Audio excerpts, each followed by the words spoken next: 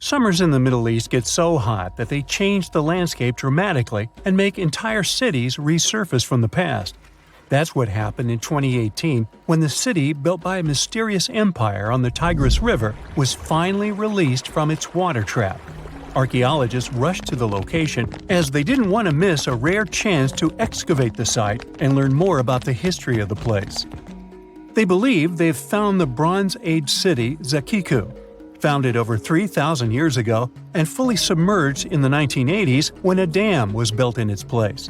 It used to be a busy hub for the Mitanni Empire for caravans on the popular trade route. It had water, which is a rarity in the area, and it was a guarantee for success. We know very little about the once powerful empire, as scientists haven't found any written chronicles in the excavated sites. That's why the archaeologists were thrilled to find an entire palace for the local ruler. Several years later, when the area became free from the water again, they found some fortifications to protect the city from foes. The highlight of their expedition was finding a huge public storehouse for trade goods and harvests, piles of wheat and barley, and imported metal and wood. Bread was the staple food for the locals, and they also loved big pots of vegetable soups and stews for lunch. Each household kept sheep, goats, cows, and pigs, so they had a steady source of milk and meat for special occasions. All the constructions found so far were built from bricks molded from mud. The walls that were underwater for over 40 years are so well preserved as if they went down yesterday. The royal palace stands out as it's larger than the other constructions, has thicker walls, and even pavements made of baked mud bricks that were sealed to be waterproof. The local king must have been in good relations with the emperor of the larger empire, of which Akiku was dependent. Traders who lived in the city collected wooden beams and took them to storehouses. The beams arrived down the Tigris River from the forests in the mountains in the north and east of Mesopotamia.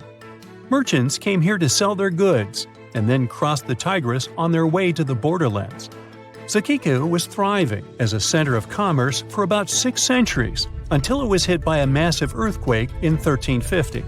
Archaeologists found 5 ceramic vessels holding over 100 clay tablets made close after the earthquake. It's almost a miracle that small tablets of unfired clay managed to survive underwater for decades. People who created those must have carved notes on clay while it was still wet. They wrote about anything, from newly stored harvests to notes for other kingdoms. Then they would let the message dry in the sun. Scribes even had to learn a different language so that everyone outside the city could read it. Scientists believe the tablets they found used to be part of a private archive. They hope to decipher the notes to learn more about the history of Zakiku and the whole empire after the terrible earthquake. The damage to the buildings was so enormous that it was impossible to restore Zakiku to its former glory, and if there had been any survivors, they must have left the city. Several decades later, the Assyrians, who also lived in Mesopotamia, settled here. They built their houses on the ruins of the abandoned city and used whatever structures they could find from the previous residents as outer walls. But they stayed here only for 50 years, then decided to build a new capital on more fertile soil to make some good cash from agriculture. Archaeologists working in Zakiku had to halt excavations when the water levels went back up and covered the city. They sealed the ruins in tight-fitting plastic sheets and put stones and gravel on top. They hope it will help protect the priceless site from water erosion and prevent it from disappearing again. They realize how important water from the dam is for the region, but if it recedes again, they say they'll definitely continue the excavations. There was a bustling community in today's Taklamakan Desert in China around 1,600 years ago. It lived along the Nile River, which ran through the desert for miles and got its water from the melting snow in the mountains. After 3 years of work in the area, archaeologists and scientists managed to dig up 8 tombs in the desert. Thanks to the desert heat, the clothes and artifacts inside them were almost as good as new. The people who wore those must have lived in the ancient city of Naya.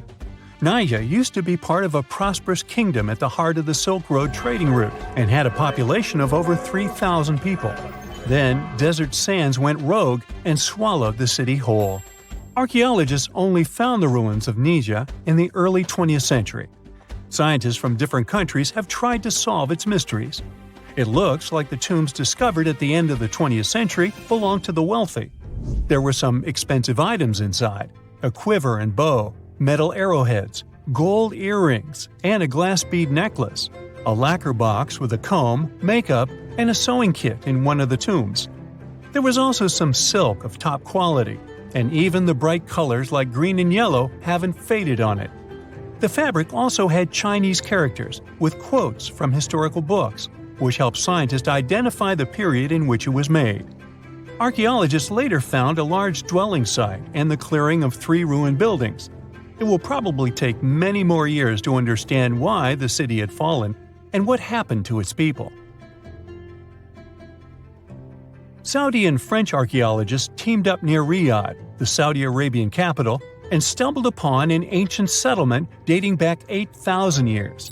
The scientists used all sorts of cool tech, like laser scanning, drones, and aerial photography, to unearth this Neolithic-era gem. They found the settlement in a local archaeological hotspot. Among the treasures they uncovered were a stone temple, remnants of an altar, and over 2,000 graves. All these finds tell us about ancient practices and rituals.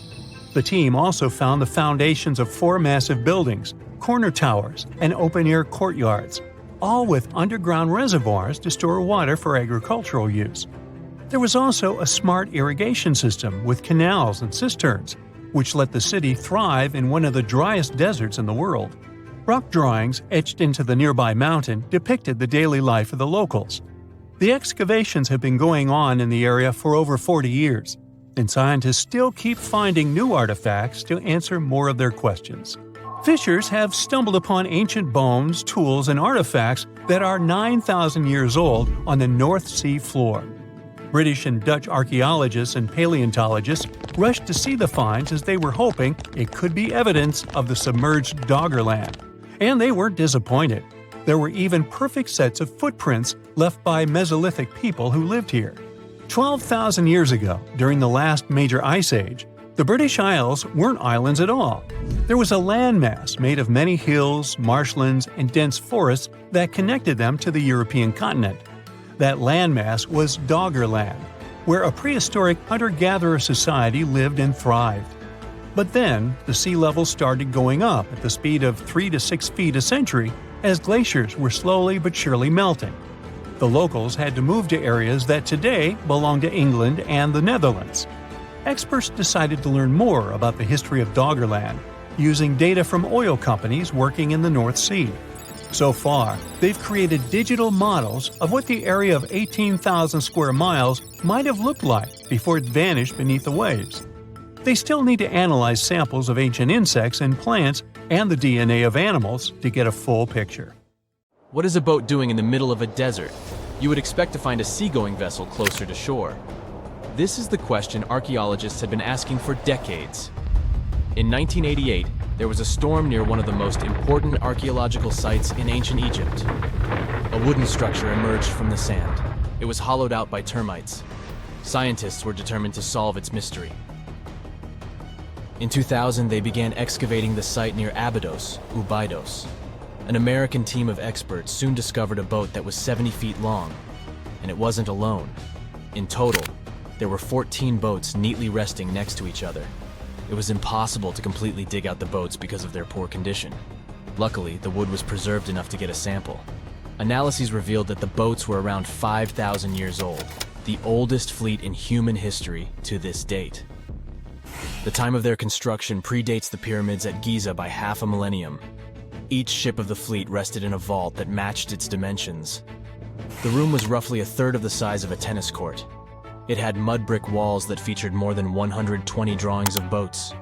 Ancient Egyptians incised them on whitewashed walls that were excellently preserved. Scientists have known about these mysterious chambers for well over a century. 1901, 1902. A British archaeologist, Arthur Weigel, stumbled upon a strange structure west of the River Nile. His team caught a glimpse of the interior walls. Sadly, a section of the roof collapsed, so they had to call off further exploration. Researchers abandoned the site, but its location remained on the maps. The boat's position first led scientists to think that they rested on a bank of the mighty Nile. But there was a problem with this theory. Today, the river flows almost 7 miles west of Abydos. Further studies of the surrounding terrain showed the Nile didn't change its course throughout history. Also, if the boats floated near a dock, they would be in unstable positions. The 14 vessels at Abydos were perfectly parallel to each other. There was only one conclusion possible. Someone had deliberately placed them like that. They must have gone through a lot of effort. Each boat had enough room for up to 30 rowers. These vessels could really float. They weren't models, but scholars still don't know if they actually sailed any body of water in ancient Egypt. This doesn't diminish the importance of the find. Previously, archaeologists found only small-scale models. In King Tut's tomb alone, there were 35 boat models. For a long time, these figurines were the only clues as to how ancient Egyptian vessels looked like. The boat's design confirms that they were the real deal. They are the earliest surviving examples of something called built boats. Ancient people constructed primitive vessels by hollowing out large tree trunks. The alternative was reed that was tied together to form a raft. The boats at Abydos had planks tied together. This was a major breakthrough in shipbuilding. During their lifetime, the boats must have seemed impressive. Timber was a valuable commodity at the time. There was no wood in the desert. Cedar had to be imported from Lebanon. The only person who could afford such luxury was the pharaoh. Studying the area around the ancient fleet provided more answers. Scientists discovered a mud brick structure where Egyptians worshipped the pharaoh. Its approximate date of construction matches that of the wooden boats. The same bricks out of which this building was made were used to encase the fleet. At the time of their construction, the rooms they were stored in had a ceiling. That's the section that archaeologists stumbled upon in the early 20th century. Just like mummies and coffins, these marvelous ships rested inside splendid vaults. The exterior of these rooms was also impressive. The outer walls originally had a plaster of white limestone. It reflected sunlight. In the desert sun, the structure housing the boats must have shone from miles away. Ancient Egyptian builders used the same technique to cover the pyramids 500 years later. Today, their surface looks jagged, but it wasn't always like this. When they were constructed, the pyramids had a top layer of fine white limestone. Their surface was smooth and it gleamed in the sunlight. Instead of stairs, the outer layer of the pyramids was more of a sleek ramp. Archaeologists were left with one final question. Which pharaoh owned the fleet? The answer lay just a mile from the site. This is where the tomb of a pharaoh from the 5th dynasty rested, King Senwosret III. Its time and style of construction matched the ones of the chambers with boats. The very end of his rule might explain how the boats ended up in the middle of the desert. The pharaoh probably passed away in northern Egypt. Then his body was transported down the Nile to Abydos in a marvelous procession of decorated boats. The vessels were later lowered to chambers near the final resting place of their owner. This had a symbolic meaning. In the ancient Egyptians' belief system, ships played a key role. Their supreme deity was Ra.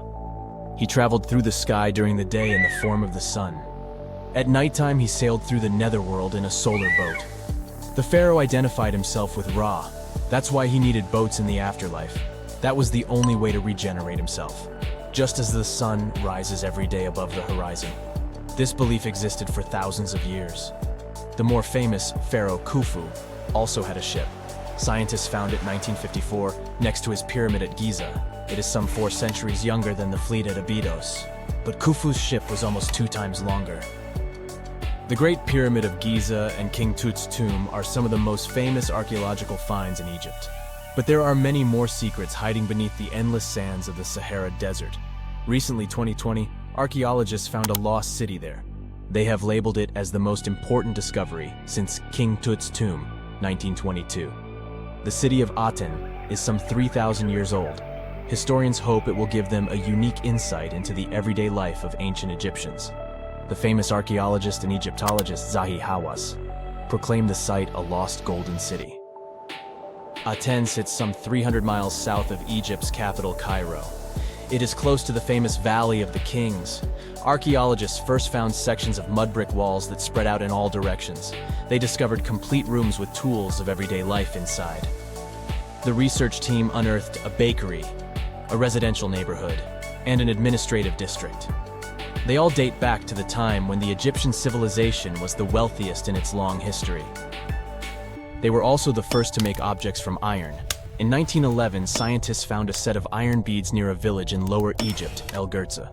These are the earliest known iron artifacts. The discovery is literally out of this world. Ancient people made them by beating into shape a piece of a meteorite.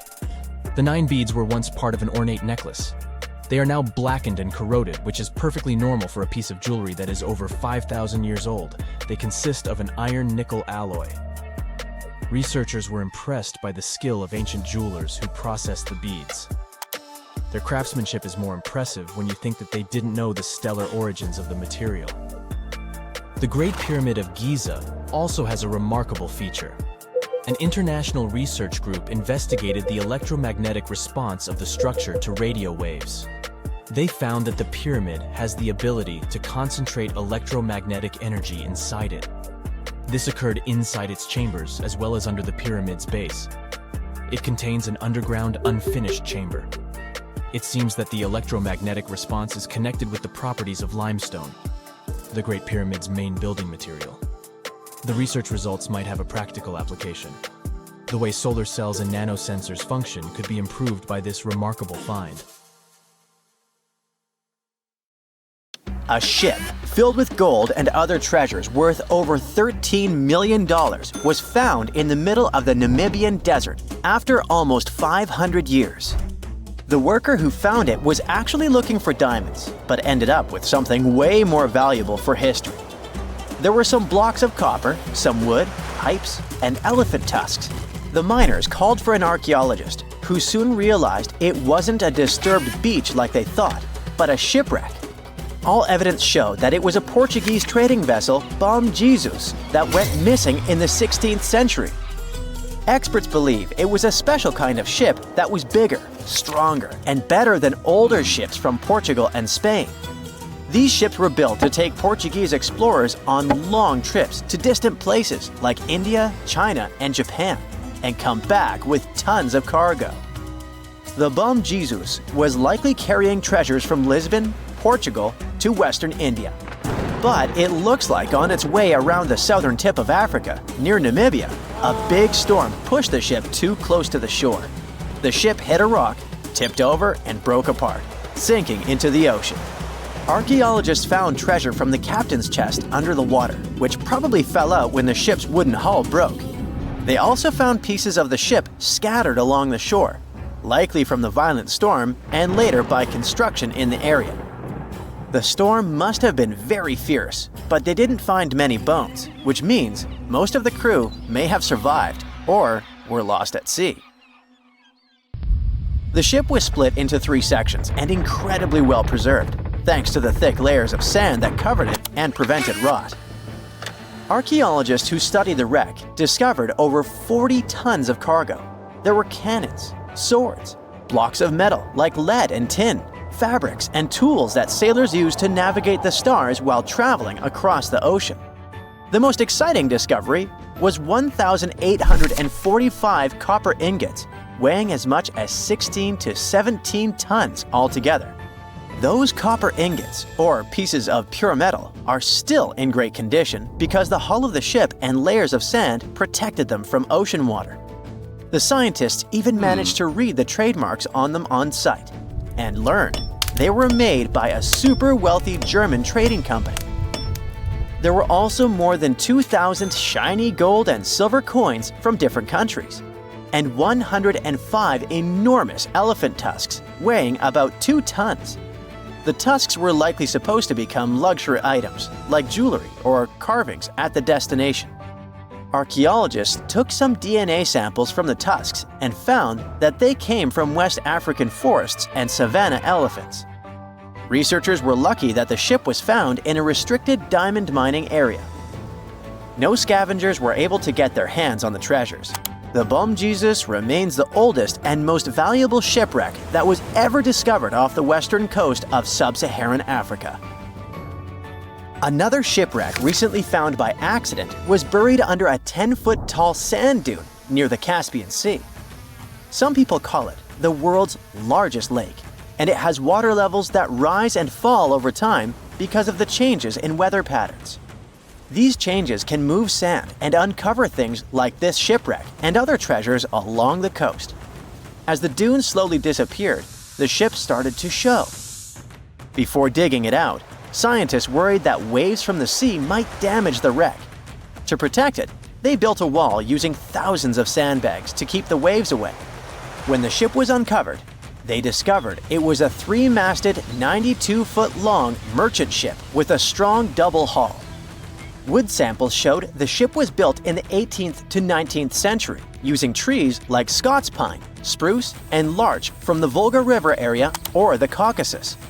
They even found buckwheat and plants from the same region, which were probably traded or used to feed the sailors. It proves that the ship was part of a group of merchant ships that once sailed the Caspian Sea.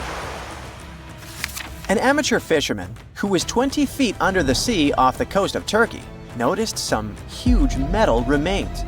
He had an underwater camera, so he made footage of the discovery and took it to scientists. They immediately started an investigation and learned that it must be a shipwreck from the first decades of the 20th century. It could be one of the Ottoman Empire ships that had an important mission to deliver supplies, but disappeared without a trace. Scientists got permission to study this Black Sea wreck in detail to learn more about its mysteries. They're hoping to find its shipyard documents to find some answers, as the ship itself is in terrible condition and is tricky to work with. Robot submersibles that belong to an oil and gas company noticed hundreds of intact ancient storage jars sitting on the seabed in the eastern Mediterranean. Experts think those jars are 3,300 years old. This makes the find the oldest shipwreck from the deep sea. The jugs were probably used to store oil or other agricultural products like fruit. This proves that the people who made them organized maritime trade and had incredible navigational skills. It looks like the ancient mariners managed to traverse the Mediterranean Sea without a line of sight to any coast. All they could see was the horizon, so they must have used the sun and other stars to find their way. Off the coast of Sicily, under 20 feet of sand and rock, archaeologists found a shipwreck so old that they aren't even sure what materials were used to build it. They think the ship is from the 5th or 6th century BCE, which means it's over 2,500 years old. This ancient ship wasn't alone. Researchers also found 2 iron anchors shaped like an upside-down T from around the 7th century of the Common Era, and 4 stone anchors from prehistoric times nearby. One of the stone anchors was broken and may have had wooden pieces attached to help it hold on to the seafloor. They figured out that the ship itself was built using the on-shell technique. The wooden planks of the ship were connected so tightly that they could support the ship on their own, with extra beams added just to make it stronger. Sadly, the ship's wooden hull is very fragile now because tiny sea creatures that eat wood have damaged it over the years. Scientists are being extra careful as they study it to make sure it doesn't fall apart. This discovery is such a big deal because it was built during a time when Sicily was super important for trade. Back then, the Greeks and Punics were trying to take control of the seas long before Rome became the ruler of the Mediterranean. By studying this ship, scientists hope to learn more about how people traveled and traded in those ancient times. One more shipwreck, this time off the coast of Kenya. Could be from Vasco da Gama's final voyage. This Portuguese explorer was the first European to reach India by sea around the Cape of Good Hope. Local fishermen discovered the shipwreck in question in 2013. When an underwater archaeologist came to check it out, he found some treasures at the spot: elephant tusks and valuable copper ingots. If this find really has to do with Vasco da Gama, then it must be from the 16th century. It was the year of his 3rd and final voyage to India. Da Gama led a huge fleet of 20 ships, one of which was the São Jorge. Most of the ship is hidden under layers of coral, and a whole team of scientists are carefully digging trenches to find parts of the ship's wooden frame and hull. A Portuguese archaeologist just discovered a bunch of sunken ships filled with gold, including a Spanish galleon with 22 tons of gold and silver. This much gold today is worth about $2 billion, and this is the money from one ship alone. Archaeologist Alexandre Monteiro made this discovery almost by accident. He was studying some documents when he found some information about a ship that went missing in 1615, and he decided he wanted to find it. After many years, Alexandre found not just this specific ship, he actually discovered 8,620 shipwrecks in the waters of Portugal alone. Out of this number, 250 are gold-filled shipwrecks, a discovery that would make any Jack Sparrow shake in his boots. Most of these ships went down for boring reasons like the weather, but sometimes they were destroyed in battles, which may or may not have been super epic. They were carrying gold and other treasures from the New World to Europe, and of course, everyone wanted a share. Alexandre had been studying historical shipwrecks for 30 years now, so he has discovered many ships that went down in somewhat glorious ways. In 1816, for example, a ship of one of the richest men in Portugal sank in Australia, with an insane amount of 66,000 silver coins. This was the first ship from Portugal to ever plunge in the waters of Australia. The bad news is that these ancient sunken vessels, filled with riches and epic stories, are not so easy to reach. They're deep down in the ocean and covered by sand. You could still try, but that would be stealing part of a country's history. And you wouldn't want to be that person, would you? Naturally, Portugal was not the only country that explored the seas back then. The coast of Europe is packed with sunken ships filled with gold. In fact, there are about 1 million historical shipwrecks underwater right now, and the treasures abandoned under the sea might be worth around $60 billion. It's an insane amount of money, but let me tell you that these gold-filled sunken ships aren't really worth the hassle. There are many stories of maritime treasure discoveries that turned into insane lawsuits and even long jail time. Our first story starts in 1746, when a violent storm crashed a ship called Prince de Conti near an island in Brittany. The ship was filled with tea, ceramics, and 100 gold ingots. Of course, the owners of the ship tried to save the loot, but if it's not easy now, imagine how it was back in the 18th century. It took more than 200 years for the vessel to be found. It finally happened in 1975, when a group of French men discovered it and decided to take pretty much every valuable thing they could find. Now, I said these things were not worth the trouble for a reason. In France, if you find anything that can be historical, you must declare it to the local authorities within 48 hours. Fail to comply, and you will be committing something known as a crime. To be fair, our French friends here did declare their findings, but only the corroded cannons from the ship. And the gold? Well, they sold it. Obviously, because each gold bar is worth between $125,000 to $231,000. It took French authorities almost 50 years to retrieve the stolen gold, and they didn't retrieve all of it.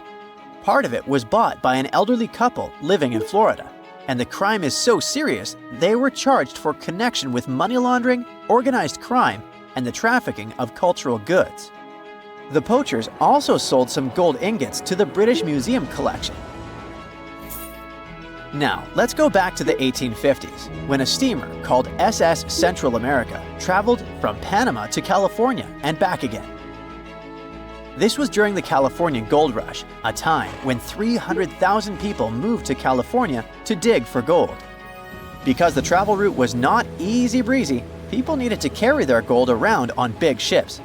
This is where our friend SS Central America comes in. In 1857, the ship had 578 people on board and about 10 tons of gold.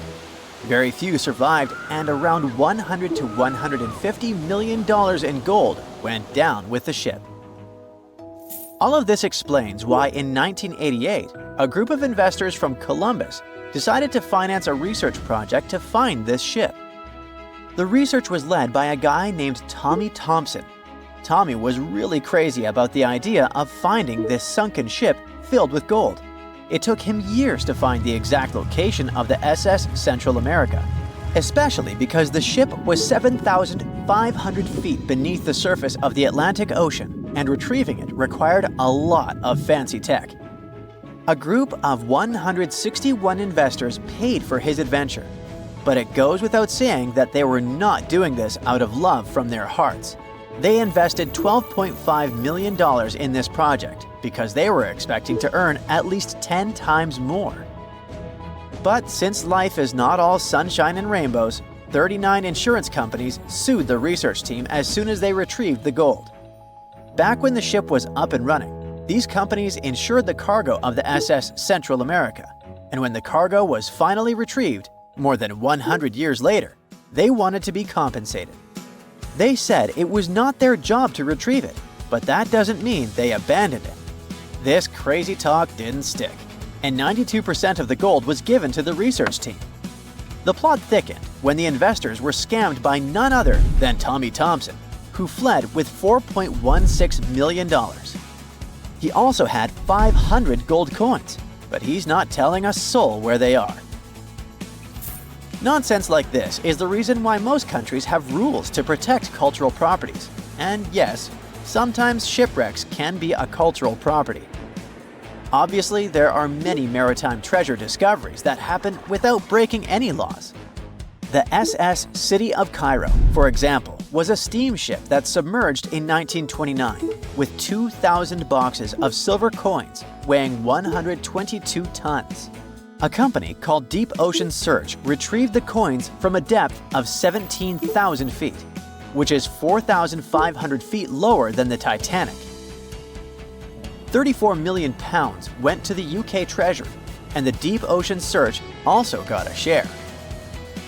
The good news here is that some of the coins can be bought by collectors, legally. Paying for a treasure is probably the closest you can get to an underwater archaeology find. I know, all I did was destroy your piracy dreams. But while raiding gold-filled shipwrecks may be a crime in most countries, or just financially impossible for us mere mortals, not all hope is lost. There is about $771 trillion worth of gold lying on the ocean floor, and it doesn't have an owner. It's like an underwater gold mine, except the gold is in the water. You know how the water of the ocean is salty? Well, the gold gets mixed with the minerals in the water, so it's not like you stumble upon a gold nugget on the beach. Each liter of ocean water has 13 billionths of a gram of gold, and it's very difficult to extract such tiny particles of gold from the water. But that doesn't mean people haven't tried, and, of course, there's been a scam here too.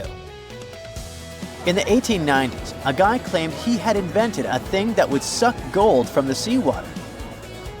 When he got enough money, he fled the country with the cash.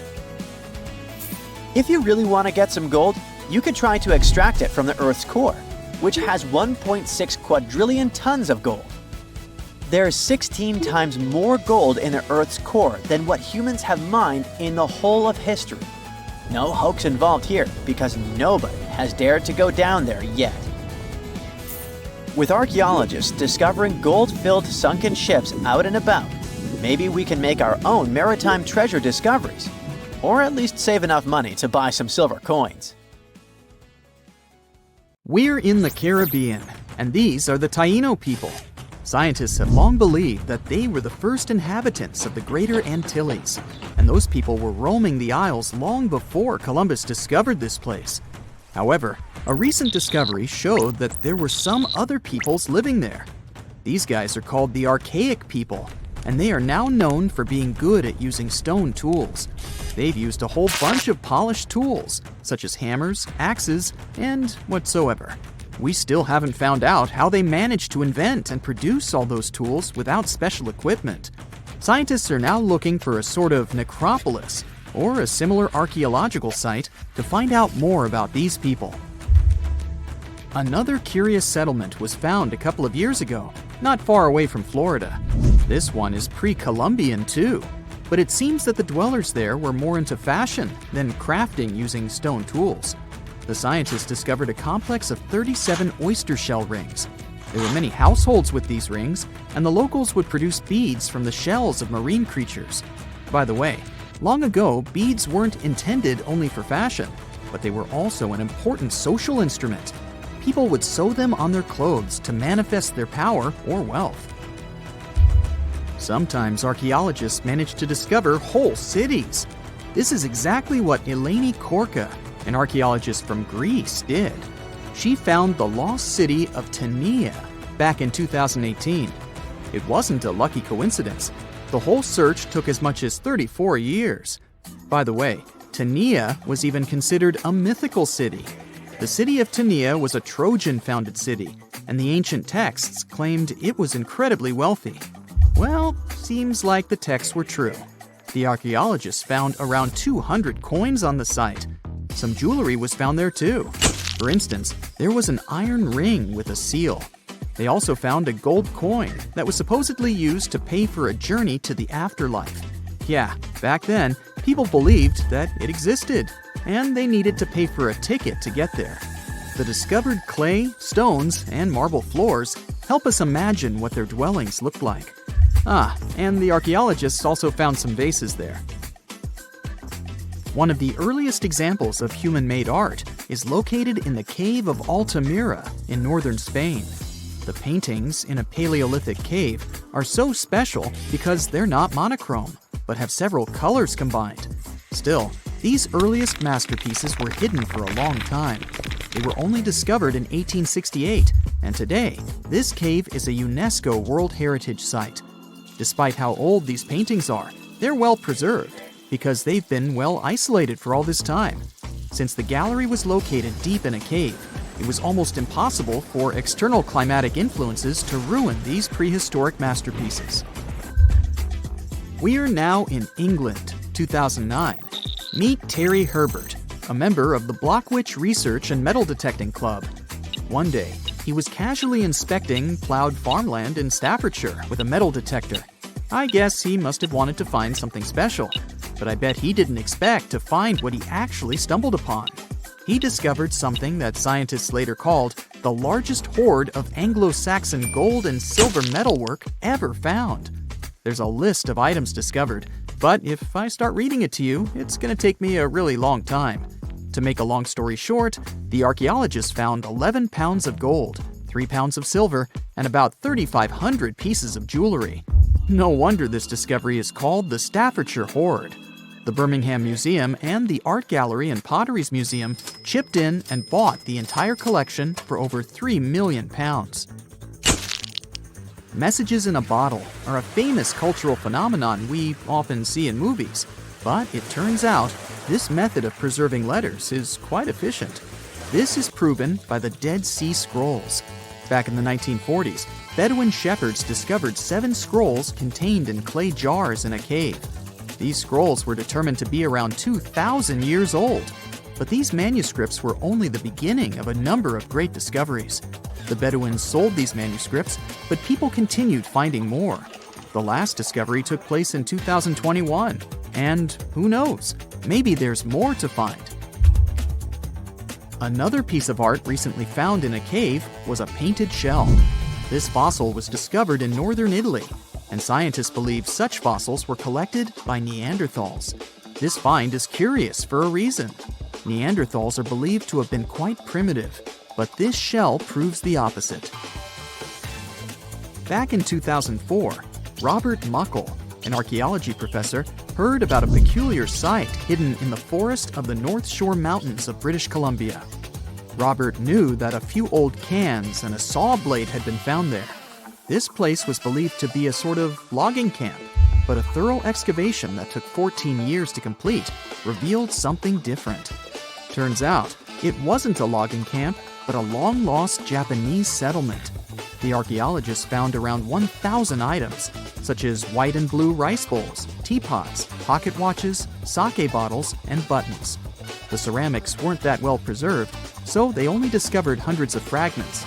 In one of his interviews, Robert mentioned that they also found remnants of a bathhouse. The community that lived there was pretty small, since there were only about 14 houses found. the scientists believe that they must have lived there in secret. People have changed their preferences over the centuries. Fashion has certainly changed, and our houses too, not to mention our technologies. But there's one thing for sure that's been unchanged: our love for food. Scientists managed to discover some of the oldest examples of people's favorite food. They inspected some ancient pottery and managed to find traces of best-loved food dating back to around 2000 BCE. It all happened in Sicily, and guess what that food was?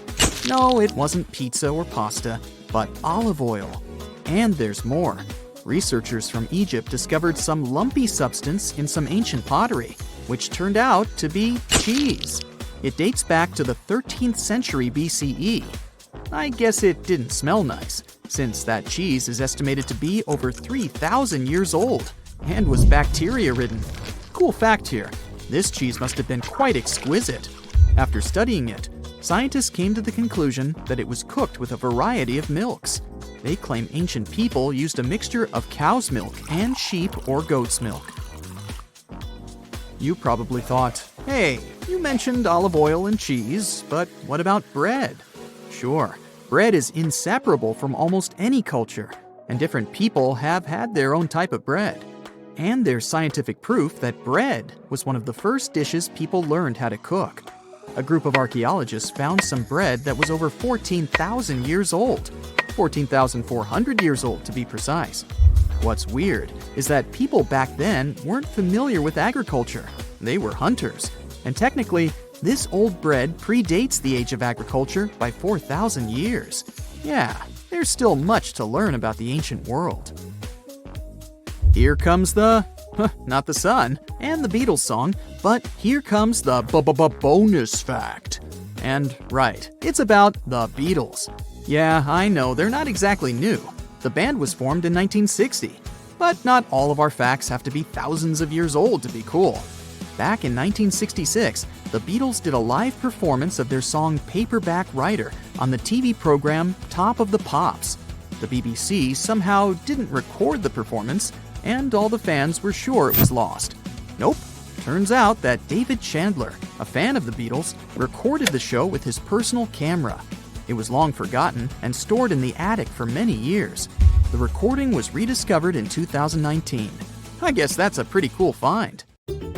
You plan to spend your summer vacation in Africa. The final destination is the Sahara Desert. It's located in northern Africa, stretching from the Atlantic Ocean to the Red Sea. You're excited to ride camels and learn about the region's rich cultures. You hop on an extensively long flight, and finally, you are here. You find yourself in the world's biggest hot desert. Can you believe it's 3 million square miles? You're ready for your first adventure after drinking liters of ice-cold water. The guide gives you a choice. You can spend 2 weeks visiting a collection of oases, or you can help them solve an ongoing local mystery. Deep into the desert, near this Algerian town, lies a mystery begging to be solved. A collection of huge, spotted circles in the sand. There are dozens of them, stretching for miles in a straight line. The circles were first identified via Google Earth images several years ago. People have debated them for years, but no one seems to know the answer. The strange thing is that they are so many miles away from any towns, roads, or human activity. The quickest way to discover the truth behind the circles is asking questions. You grab your notebook and set out to talk to locals. Everyone is helpful in this scenario: geographers, anthropologists, elders, and historians. The first person you talk to is a map expert. You need to understand if those circles were authentic or a satellite glitch. You end up interviewing the people who take Google Earth satellite pictures. The circles are really there. They appear in multiple pictures from many years. Then, let's understand why they are there in the first place. After 2 days of interviews, you have your first lead. The circles could be the result of oil activity. Experts explained why this would make sense. Algeria is a rich area for natural resources, so this would be a sensible guess. Usually, to find out if there is anything worth extracting, companies would undertake seismic surveys. Seismic surveys are a way of analyzing the Earth's surface by sending shock waves into the ground. Depending on how these waves bounce back, you'll know what is located there. A special vehicle could have marked the soil that way. So, did we unravel the mystery? Not quite so. As you know, the Sahara Desert is one of the driest areas on the planet. The average high temperatures in summer are over 104 degrees Fahrenheit. To survive there, people need to find ways of accessing water. So, these circles could be a kind of ruin or leftovers from ancient water wells. Again, I'd say this is a sensible guess. Ready for some fact-checking? Some anthropologists agree that these circles could be ancient fogueras. Foguera is the name of a 2,500-year-old style of irrigation system, usually found in northern Africa. It is also known as a qanat in other places in northern Africa. Locals would dig a deep well at an elevated point, deep enough to tap into underground water. They would then dig parallel shafts at regular distances. Then they would dig an underground channel that connected the city to the well. Solely with the help of gravity, water would run from the well to the city.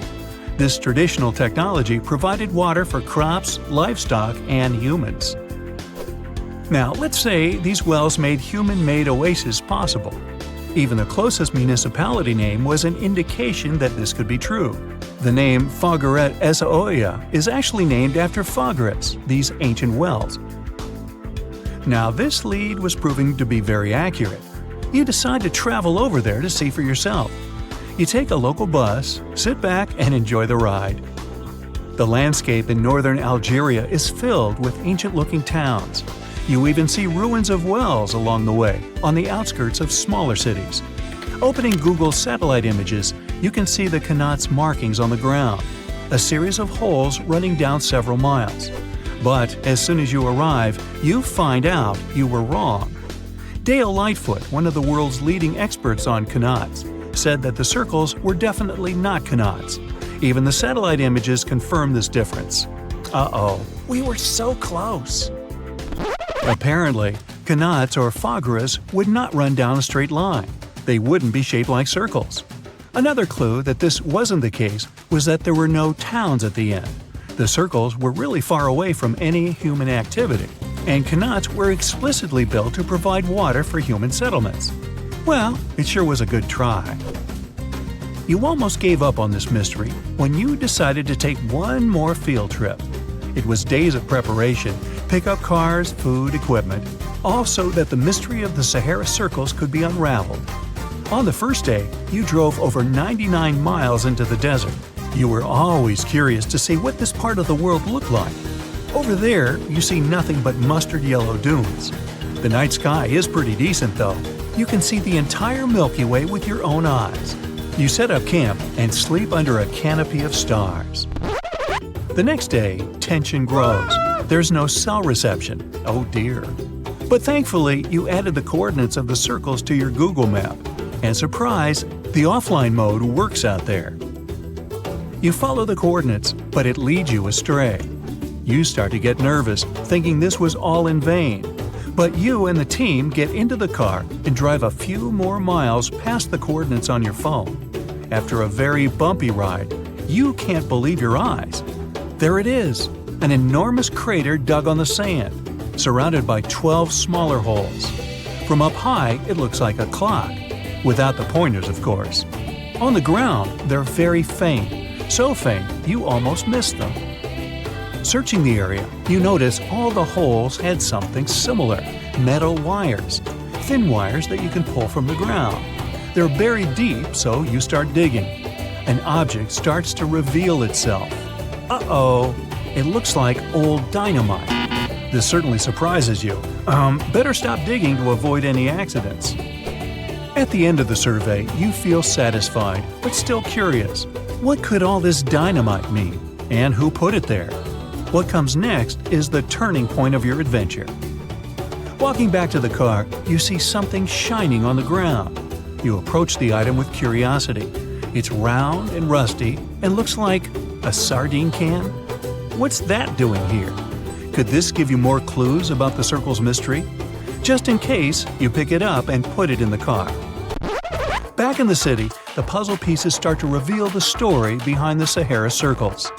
You bring photos and the sardine can and show them to local experts. They analyze your material and give you an intriguing verdict. As it turns out, guess number 1 was the closest one to the truth. So, what happened to the first guess? Why do we need to keep digging deeper? Well, because it was only half right. The Sahara Circles are not a historical footprint of seismic surveying. Back when the circles were made, this technology didn't even exist. But they sure are related to oil exploration. The dynamite-filled holes were an old method for oil searching. The circles are the leftovers of surveyors looking for resources underground. And the sardine cans? Well, they were left by the workers who held explosion works. You gotta eat, right? According to the model of the can, this happened more or less around the 1950s and 1960s.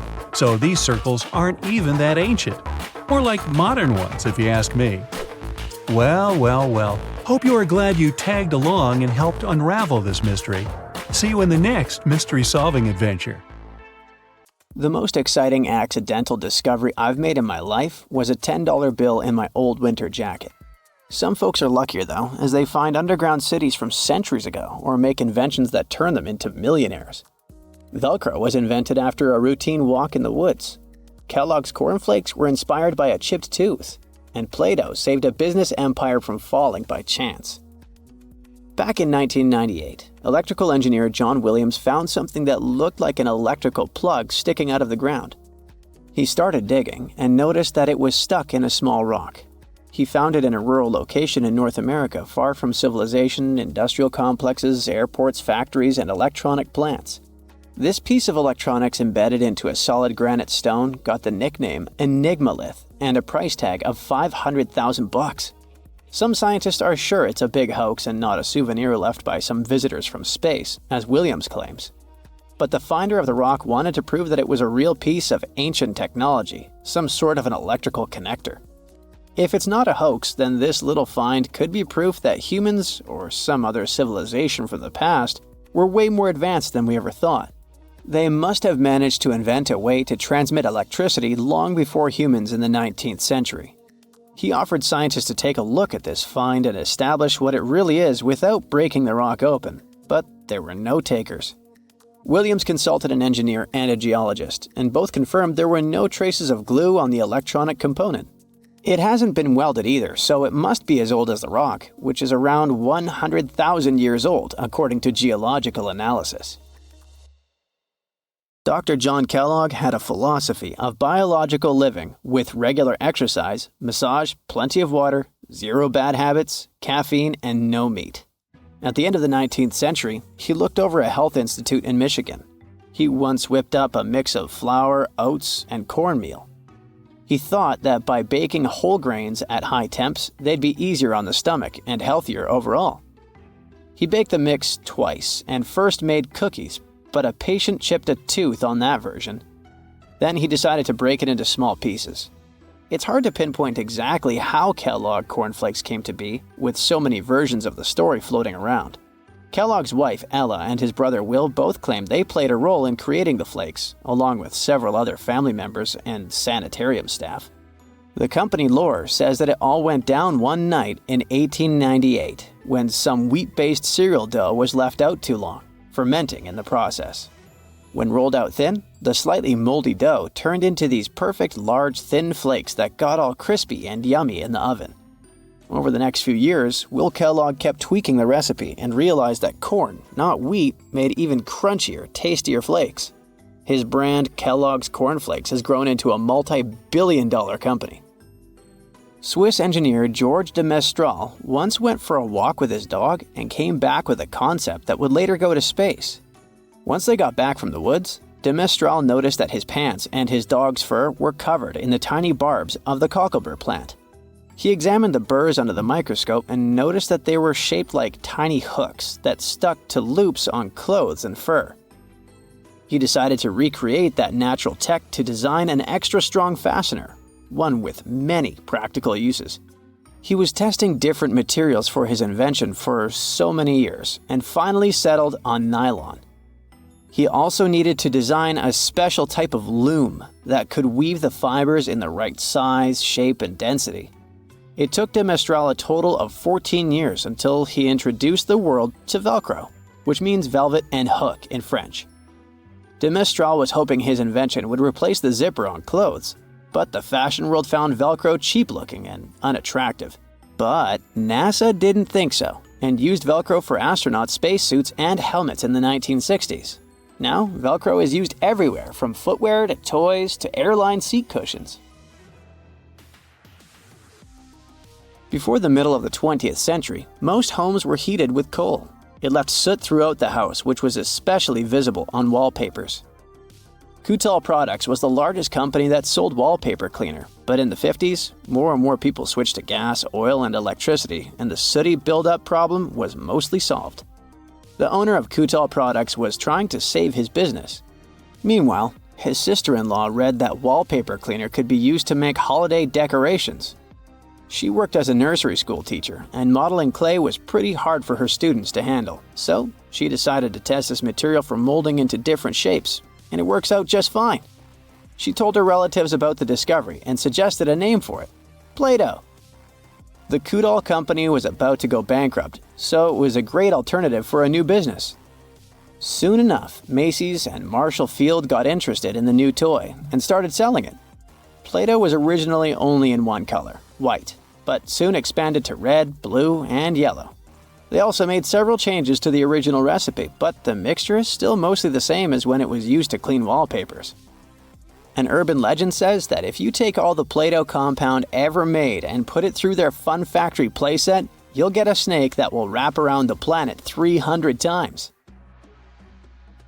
A man in Turkey was renovating his home when he knocked down a wall in his basement with a sledgehammer. He found a tunnel behind the wall that led to an ancient underground city.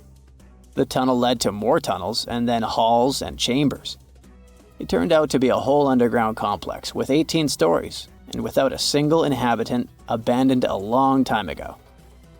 It was the city of Derinkuyu, built thousands of years ago, a home for up to 20,000 people. Whoever built it had great skill, and it's rather easy to build tunnels out of the soft rock, but cave-ins are a big risk. None of the floors at Derinkuyu have ever collapsed. The city had a complex ventilation system with over 15,000 shafts. The upper levels had the best ventilation and were used for living and sleeping quarters. The lower levels were mainly used for storage, but they also had a dungeon. In between, there were room for domestic animals, a school, a convent, and small churches. John Martin, a forestry professor, was out exploring a forest in Wisconsin one night. He was shining a UV flashlight up into the canopy to spot lichens, fungi, plants, and frogs that glow under the UV light. Then suddenly, he heard a flying squirrel chirping at a bird feeder, pointed the flashlight at it, and saw it light up pink. The professor told his colleagues about it, and they decided to investigate further. They checked out some flying squirrel skins at museums to see if this pink glow is a common thing among them. It turns out that almost all of the flying squirrel specimens they looked at had the same pink fluorescence. Non-flying squirrels didn't glow at all. Other animals with fluorescence, like puffins and chameleons, glow blue under UV light.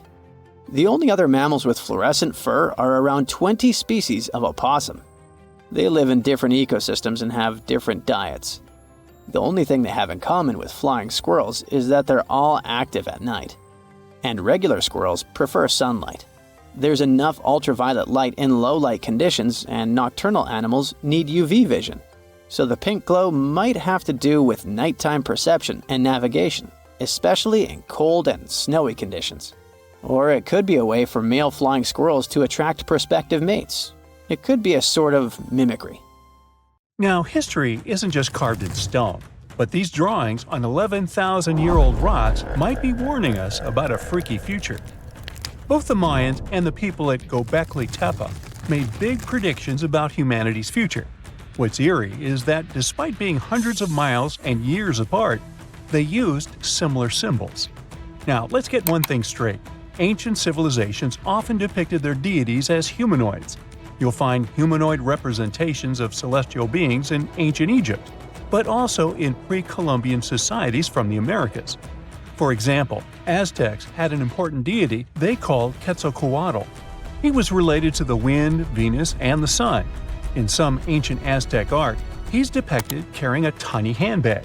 The shocker is that a very similar winged figure was represented by the Assyrians. Now, it's already odd that they chose similar forms to represent their gods, even though these civilizations didn't have any contact with each other. But to draw an almost identical handbag, that seems like a bit of a stretch. Of course, now, when we say handbags, we mean carvings depicting things that look like modern handbags. Not quite Coach or Prada, but you get the idea. Some theories suggest this mysterious handbag could be related to time travel. We've seen that Göbekli Tepe tells of a great flood that destroyed an ancient civilization.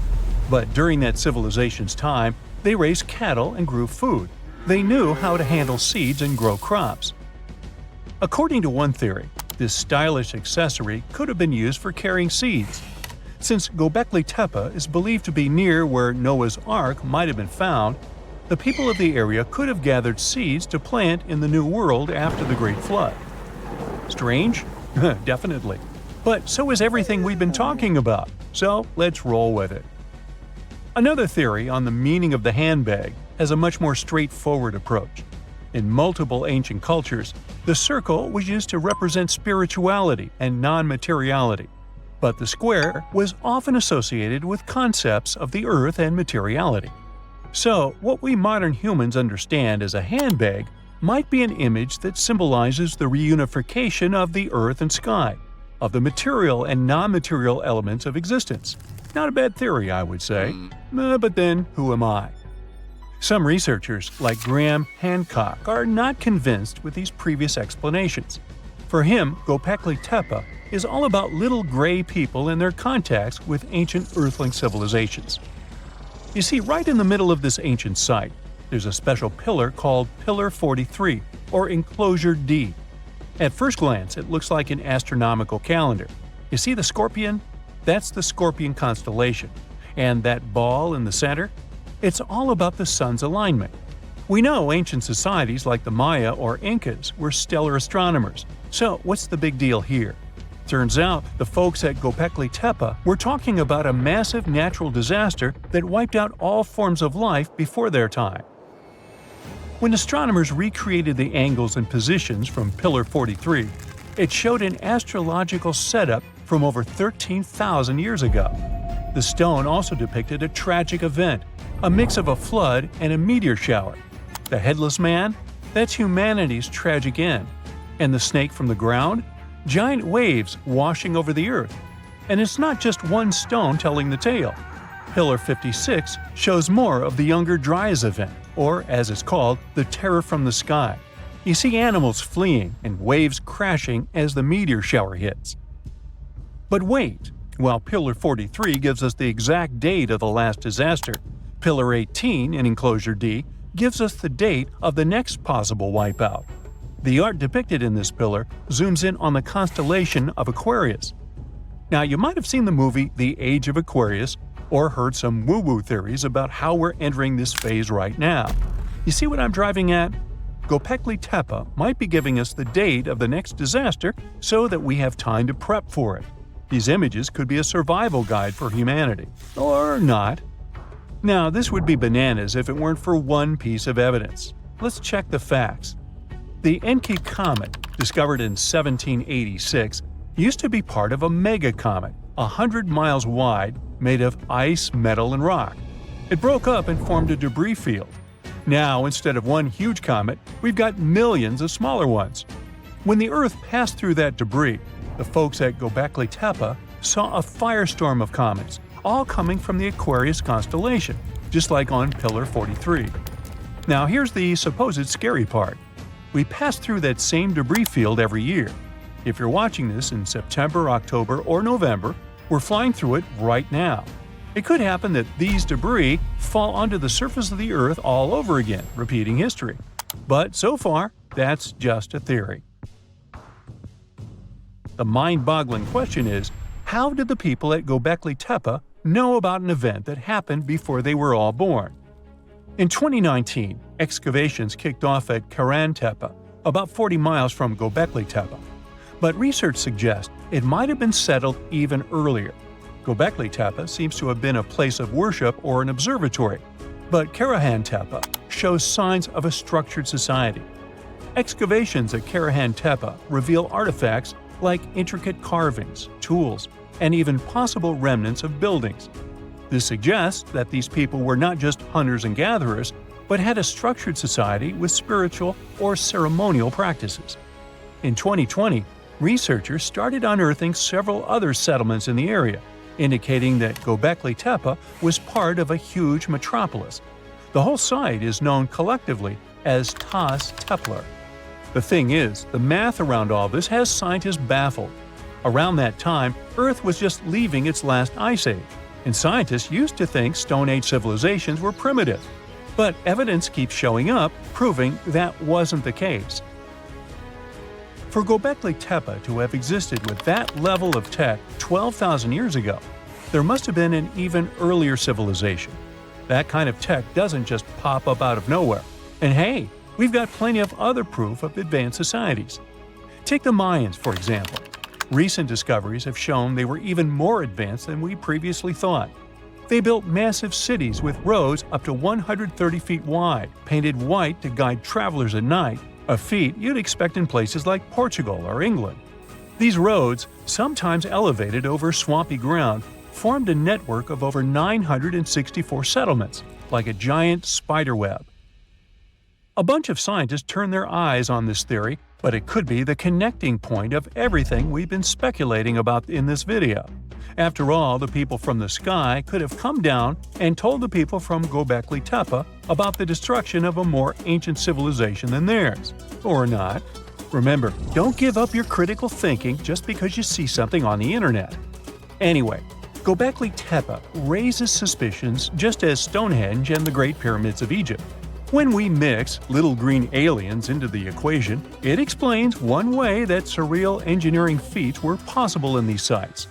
But it also underestimates our human ancestors and their thinking abilities. One of the main characteristics of Göbekli Tepe's architecture are the T-shaped pillars. The heaviest of them weigh 20 tons and are around 20 feet. These pillars were erected perfectly, without so much as a dent in them. Sure, that's pretty hard to do without modern machines. But hey, maybe they figured it out and built it after much effort. Now, in case you don't know what I'm talking about, this old pal is supposed to have cracked the secret of the pyramid builders in modern-day America. He used it to build his own castle and other mesmerizing structures. So, hey, I guess we'll have to keep digging to find out the actual facts about it all, huh? If you walk through this small stone doorway in Hierapolis, Turkey, you might never come back alive. Back in ancient times, people thought it was some sort of portal to the underworld. Romans would go in carrying perfectly healthy bulls, but after a few minutes, they would watch these animals collapse as if hit by some mysterious force. But what's even weirder is that nothing happened to people. They could walk in and out just fine. Now, recent studies might have an answer for these eerie happenings, and it all has to do with people's heights. The gate, known as Plutonium, named after Pluto, the deity of the underworld, is a stone doorway leading to a small 32-square-foot cave. But the real danger is what is going on beneath it. Hierapolis is a super active geological area, and there's a big crack under the city that constantly emits volcanic carbon dioxide, which comes up as a visible mist. During the day, the sun dissipates the gas. At night, the gas forms some kind of a carbon dioxide lake on the sheltered arena floor. At dawn, you need to get out of there before it's too late. This whole place can turn particularly life-threatening right before the sun rises, when the carbon dioxide concentration, about 15 inches above the arena floor, reaches 35%. That means birds, bulls, and even humans can suffocate and pass away in just a couple of minutes. But there is a scientific reason that explains how Romans could get out of there unharmed. The carbon dioxide concentration drops quickly with height, so animals perished while their handlers, being taller and standing up, could walk out and breathe safely. Most people can't stay inside the Bagarn fort after sunset. This 16th century fort, located about 146 miles from Delhi, is known as one of the most haunted places in India. During the day, the area is bustling with visitors who can walk through the main gate of this once grand fort city and check out the ruins of temples and palaces.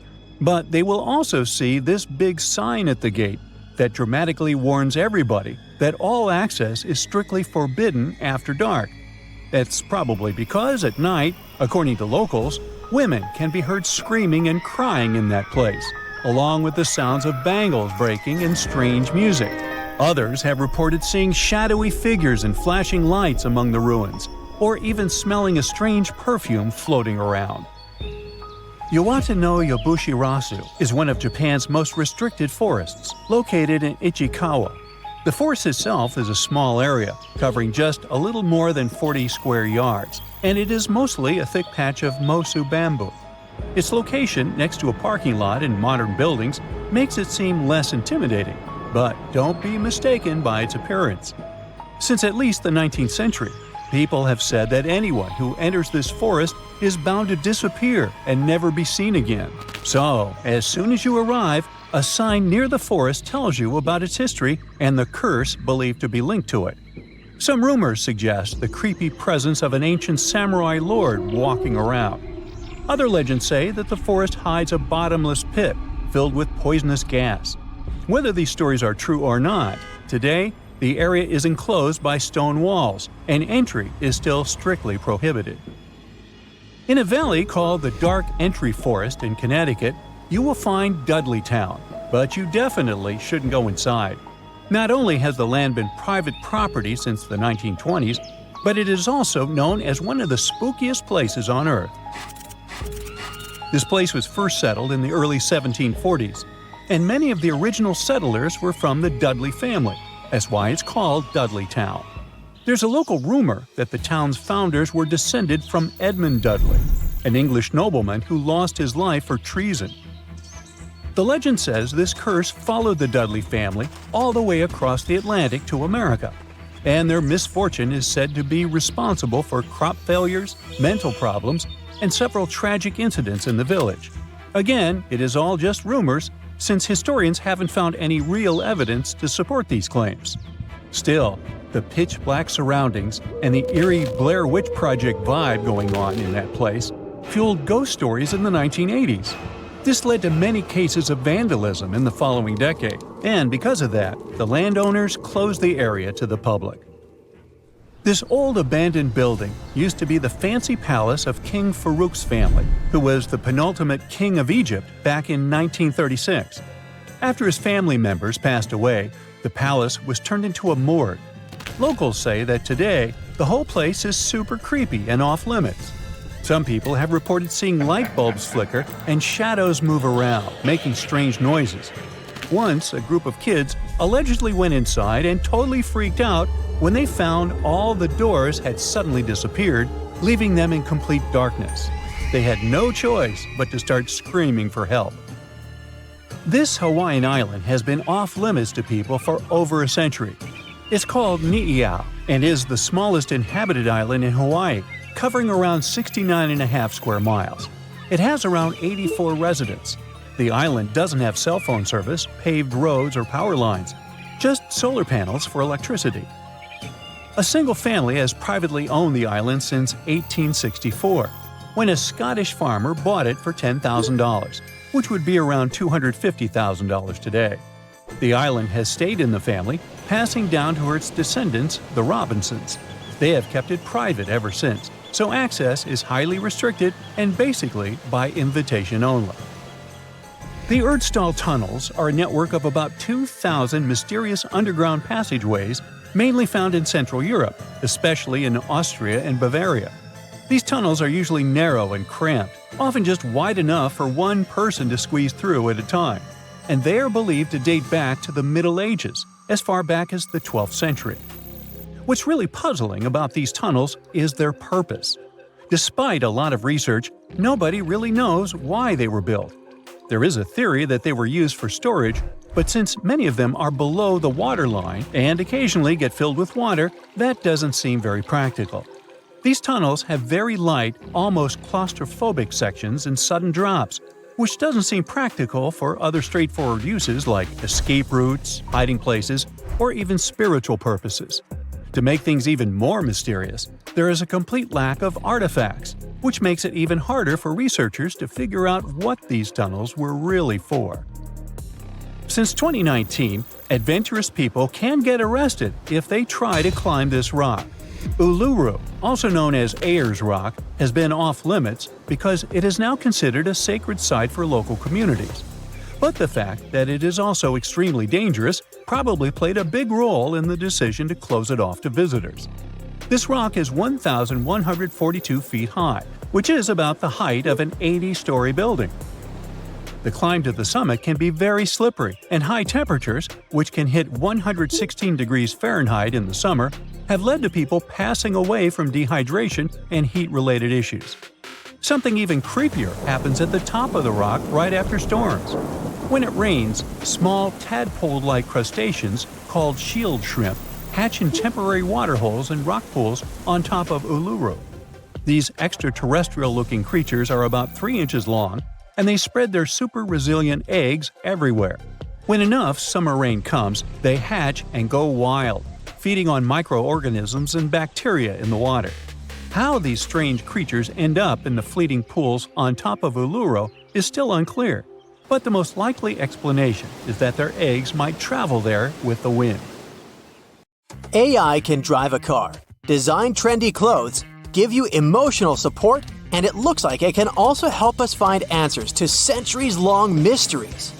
Researchers from Yamagata University Institute of Nazca and IBM Japan used a deep learning AI model to find new Nazca lines.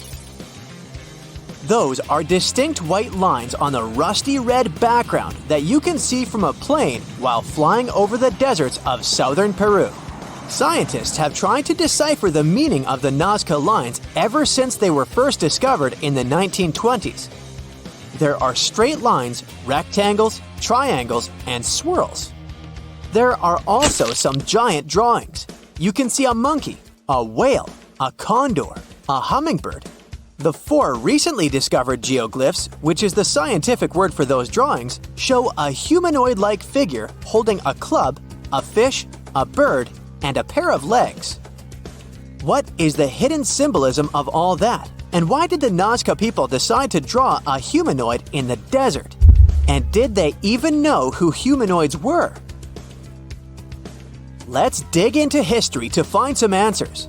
The representatives of the ancient Nazca culture created their famous lines more than 2,000 years ago. The geoglyphs have stood the test of time thanks to a dry climate and strong winds in the desert. Scientists found that to form the lines, the Nazca people scraped off the top layer of pebbles, revealing the contrasting soil beneath. The soil's color varies from reddish-brown to yellowish-gray. It makes it look like the lines are constantly changing appearance. It looks like the creators first made small-scale models and then enlarged them to create the full-scale designs we see today. In total, there are more than 800 straight lines, around 300 geometric figures, and 70 animals and plant designs.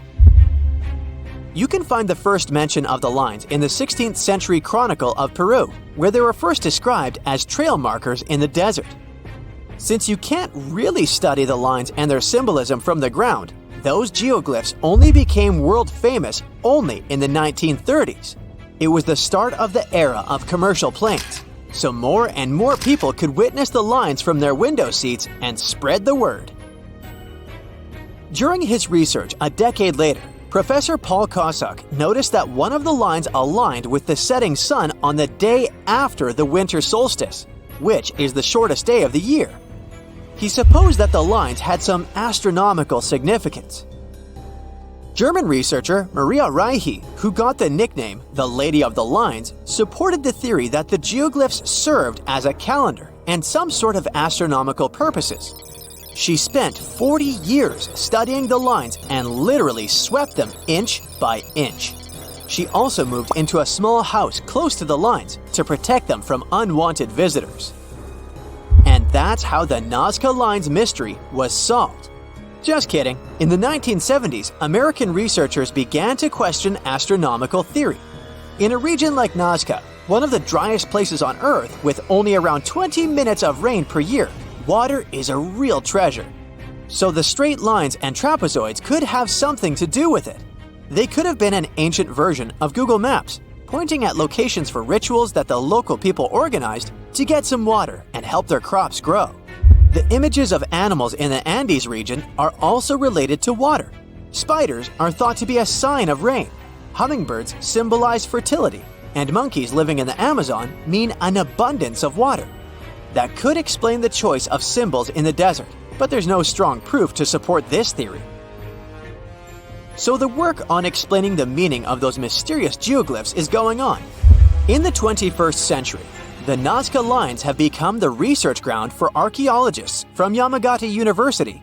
Masato Sakai, a professor of archaeology, together with others on the team, are using high-resolution aerial photography and drones to discover and catalog the lines. They found images of humans, camelids, birds, orca whales, cats, and snakes, most likely created between 100 before current era and 300 current era. Some of the images are around 10 to 20 feet long, and that's why they were pretty tricky to notice. The largest geoglyphs are 1,200 feet across, which is about the height of the Empire State Building. The researchers believe the Nazca lines were a form of communication in the desert for their creators. The linear ones pointed the direction from valley to valley. The ones drawn on slopes seem to have been drawn along ancient pathways between settlements. Professor Sakai explains that discovering new lines is tricky. Some of them are so poorly preserved that it's hard to spot them in aerial photos. There are also irrigation systems and roads all across the Nazca region, and it complicates the task. And that's where AI comes in handy. The team showed it pictures of previously explored Nazca lines so it could learn what to look for. Then, AI went through tons of footage taken from planes and satellites and also laser data from previous surveys to identify the lines scientists hadn't found before. The system works 21 times faster than humans, and it made some curious discoveries. Scientists then traveled to the locations it chose to verify the findings. In 2019, AI helped to discover a humanoid-shaped character with a rectangular head who is holding a stick and wearing a headdress. It became a real puzzle for the scientists trying to understand the creature's role in ancient society. The little guy is neighbors with another famous geoglyph. It's a hermit, which is a subgroup of hummingbirds that lives in the forested regions of northern and eastern Peru. The largest of the recently found geoglyphs is a pair of legs.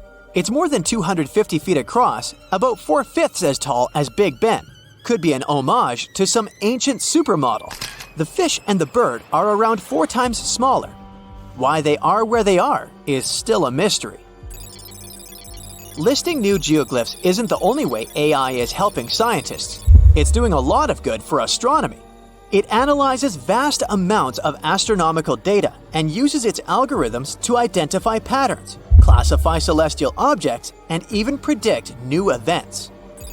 For example, AI models have been developed to detect and categorize galaxies, search for exoplanets, and identify rare cosmic phenomena. It also helped analyze data obtained by the Kepler mission to discover new Earth-sized planets circling other stars. AI is also transforming the field of chemistry. Machine learning algorithms can predict chemical reactions, discover new compounds, and optimize chemical processes. All of this helps scientists save a lot of time and resources in the labs. If you've ever written a thesis, you know that analyzing vast chunks of information can take forever. Now imagine you need to analyze the archives of the British Library's national newspaper. It's piles and piles of history. So, researchers are teaming up with the curators to develop special software that can analyze the vast amounts of data extracted from these collections. Computational linguists and historians will be able to delve deep into the past and get some insights into changes in society and culture. They'll focus on key periods and track how advancements in technology shaped various aspects of society. AI even helps in the conservation of seals. It's really expensive and challenging to monitor certain species of those cutie pies living in the sea ice zone. Using high-resolution satellites, researchers can now identify the seals in photos, which already helps. But manually counting seals across huge areas of ice is like putting together a jigsaw puzzle of a blue sky consisting of 1 million pieces. It takes a lot of patience, and different analysts come up with different results. Machine learning algorithms can be trained to recognize and distinguish seals in satellite imagery and count them automatically. Researchers can then use this accurate data to monitor seal populations over time and study their behavior and habitat more effectively. Many scary things are hiding in the dark when you stand on the ship deck in the middle of the boundless ocean and stare into the night distance. Your imagination begins to draw terrible pictures. But it's much worse when the horror isn't hidden and fear appears in the light under the rays of the bright sun. When endless snow plains and giant icebergs start driving you mad. Such a horror happened more than 170 years ago to the crew members of 2 large ships, Erebus and Terror. On May 19, 1845, these 2 vessels went on a great voyage through Arctic waters to open the Northwest Passage, a route between the Atlantic and the Pacific Ocean, passing through several icy bays of Canada. By then, both ships had gained fame after several successful expeditions in the Arctic region. Erebus and Terror were equipped with strong hulls that could withstand the pressure of polar icebergs. These were the first vessels of the British Royal Navy equipped with steam engines. Before their last expedition, engineers covered the boats with an extra iron layer to make them more ice-resistant. A lot of food, books, and coal were loaded into the cargo hold. The central stove and the sailors' cabins were connected by special air vents. Everyone was sure that an iceberg wouldn't run the ship through. Fuel and food supplies guaranteed that nobody would be hungry. In every way, those were the most equipped ships of that time for such expeditions. Erebus and Terror sailed from the English village of Greenhithe with 128 crew members. The lead of the whole expedition was Sir John Franklin. 3 months later, the ships were spotted in Baffin Bay, east of the entrance to the passage, and this was the last time Europeans saw them. 3 years later, in 1848, Captain Franklin's wife, Jane Franklin, and other caring people demanded to start an expedition to find the 2 vessels. The search continued for several years and didn't lead to anything that would reveal the secret of this terrible expedition. They didn't find the ships, but found strange clues that caused more questions than answers. So the first strange thing was the 3 graves found on Beechey Island, located in the Canadian Arctic archipelago. The crew set up a winter camp on the island shore, and for some reason, 3 out of 129 people passed away. Then the ship set off again and got in the trap.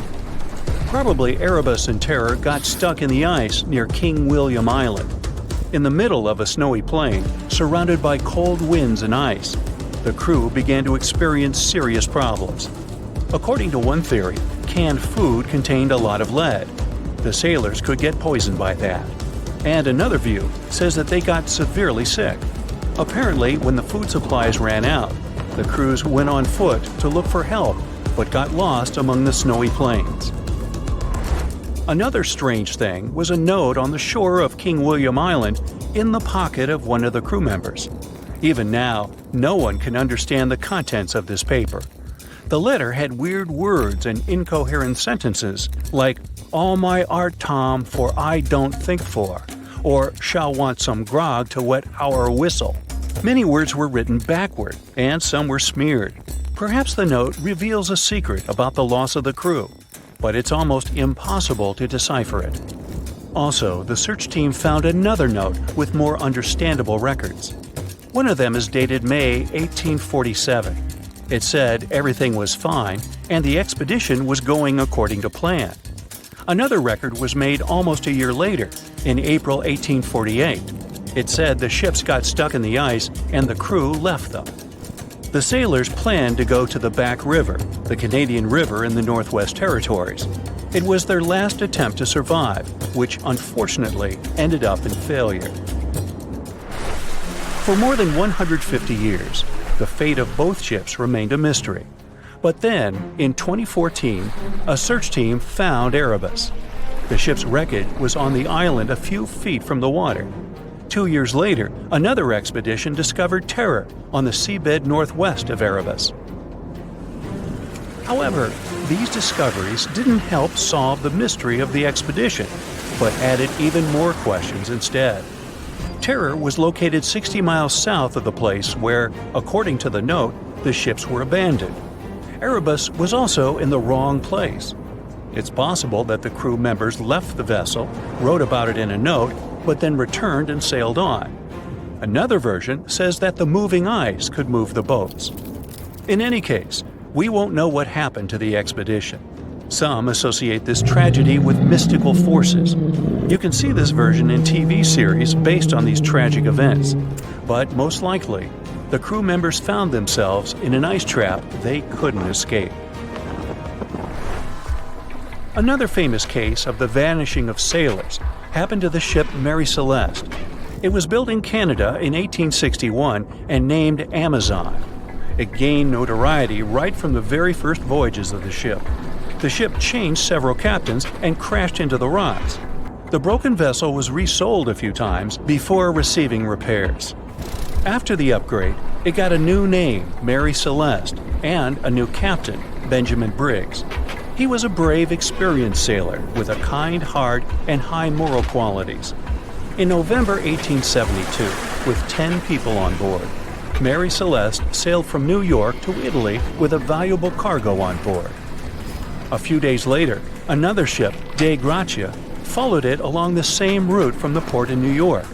Somewhere between the Azores, the captain of the Dei Gratia, David Morehouse, noticed a ship 6 miles away that was sailing too strangely. It swayed from the side like no one was holding the steering wheel. David came closer and tried to contact the people on board, but there was no response. At that moment, the captain realized that it was Mary Celeste. Together with the crew members, they climbed aboard and found that its sails were slightly torn. There was water in the hold, but it could easily be pumped out. The crew's belongings were in the cabins, and the cargo was untouched. Only one lifeboat and a chronometer, which is a navigation device, were missing. The last record in the logbook said the voyage was going according to plan. Apart from the slightly damaged sails, the vessel was in perfect condition. But something forced all the crew members to leave it. Several members of the Dei Gratia crew remained on board the Mary Celeste to deliver it to the nearest seaport. One of the versions said that the water pump in the hold could be filled with coal. Before the last trip, Mary Celeste transported a large amount of this material, and some of it could have stuck inside the pump. When the ship got into a storm, the hold flooded a little, and Captain Briggs couldn't understand how critical the situation was. There were too many barrels, so he couldn't determine the water level. It was dangerous to stay on board since the ship could sink. Therefore, the captain decided to evacuate by lifeboat. Perhaps they were close to land, and Briggs decided to sail in that direction. But the storm got stronger and sank the boat. Another version says the Dei Gratia attacked Mary Celeste and got rid of its crew to get the cargo. The court couldn't prove this, but the reputation of Captain David Morehouse was damaged, and he had difficulty finding a job after that. The story of Mary Celeste became world famous, so people created many different versions. Of course, someone claimed that something mystical had happened to the ship, but such theories have no evidence. There are so many records and documents on the internet about this case, so anyone can try to sort out the truth from the fiction.